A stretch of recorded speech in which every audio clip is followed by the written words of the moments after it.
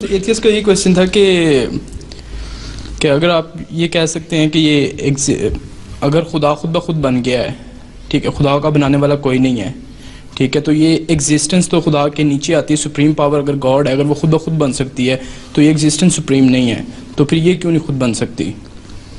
تو وہ کہہ رہا تھا کہ اگر آپ لوگ بے شک آپ تھیسٹ ہیں، آپ ایمان لاتے ہیں کہ خدا ہے، لیکن مطلب کہ ویری اسٹارٹ آپ بھی یہ مانتے ہیں کہ چیزیں خود بخود بن جاتی ہیں۔ ٹھیک ہے، خود بخود کس طرح بن جاتی ہیں؟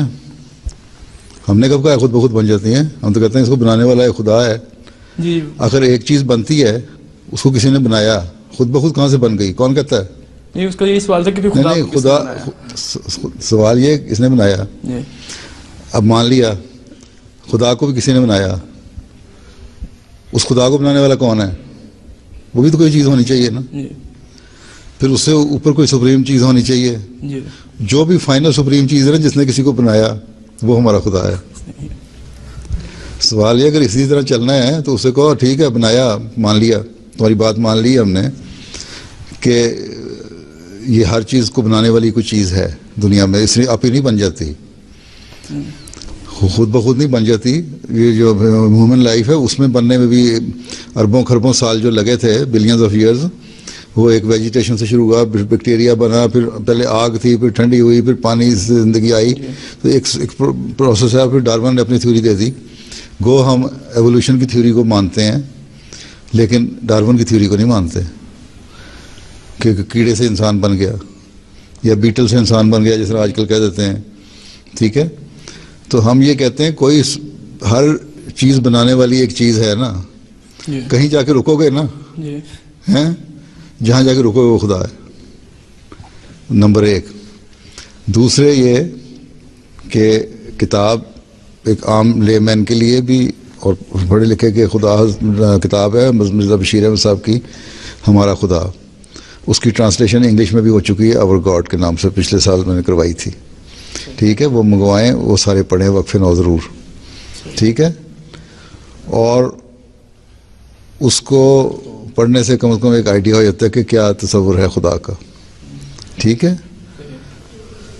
اور اس طرح ان کو جواب دیے جا سکتے ہیں۔ دوسرے یہ کہ اگر آپ کا خدا سے تعلق ہے، دعا کرتے ہیں، دعا کی قبولیت ہے، آپ کو پتہ نا خدا ہے، اسے کو نہیں میں بتا نا، اسے کہو میں نے دعا کی اپنے خدا سے اور میری دعا اتنی منظور ہوئی۔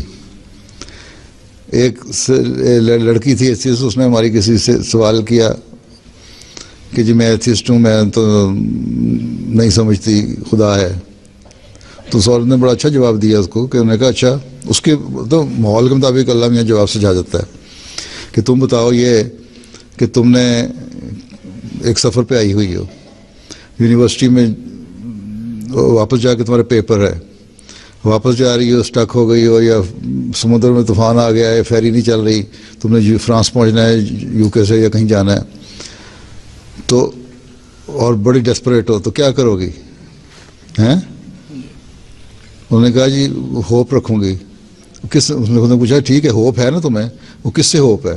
تو جس سے تمہیں ہوپ، جس کو تم ہوپ کہتی ہے وہی خدا ہے، جس کو ہم کہتے ہیں خدا۔ تو کہتی ہے اچھا پھر میں سوچوں گی اس بارے میں۔ تو آدمی مختلف سوالات مختلف ذہنوں میں آتے ہیں۔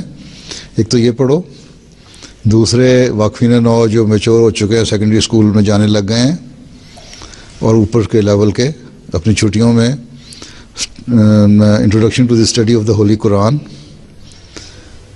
اور فلاسفی آف ٹیچنگز آف اسلام، اسلامی اصول کی فلاسفی، آور گاڈ، یہ کتاب پڑھو، اس میں ثبوت دیے ہوئے ہیں کس طرح خدا ہے، ایگزسٹنس آف گاڈ پہ سوال دیے ہوئے ہیں۔